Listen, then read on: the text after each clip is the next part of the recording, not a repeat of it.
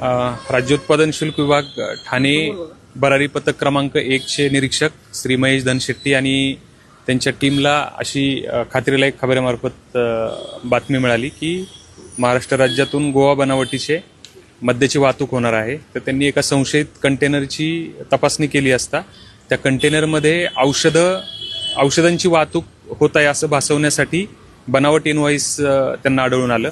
परंतु कंटेनरमधल्या मालाची तपासणी केली असता त्या बॉक्समध्ये विदेशी मद्य, गोवा बनावटीचं विदेशी मद्य आढळलं.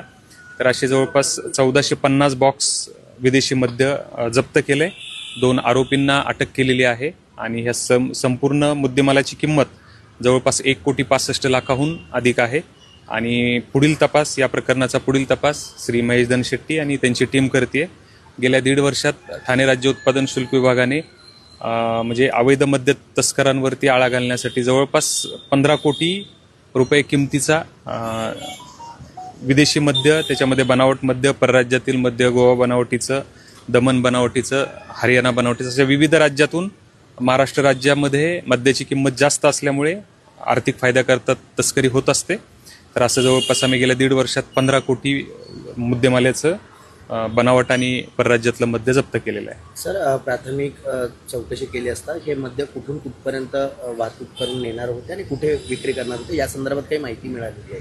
आता याच्यामध्ये सगळ्यात पहिलं की औषधाचं इनव्हॉइस वापरून हे याची वाहतूक होत होती आणि हे तर प्रथमदर्शनी गोवा इथूनच आल्याचं कळतंय.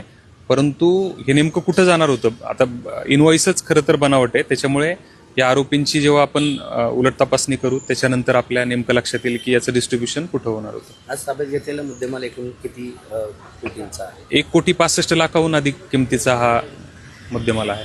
ही जी आता बनावट दारू पकडलेली आहे, मद्य पकडलेला आहे, याचं पुढे काय होतं, म्हणजे पुढे काय केलं जातं? नाही, आपण आरोपींना कोर्टात हजर करतो आणि कोर्ट त्याच्यामध्ये आदेश देतं म्हणजे आरोपी विरुद्ध, आणि हे बनावट आणि किंवा परराज्यातलं मद्य आहे तर हे कोर्टाच्या आदेशाने नाश केलं जातं.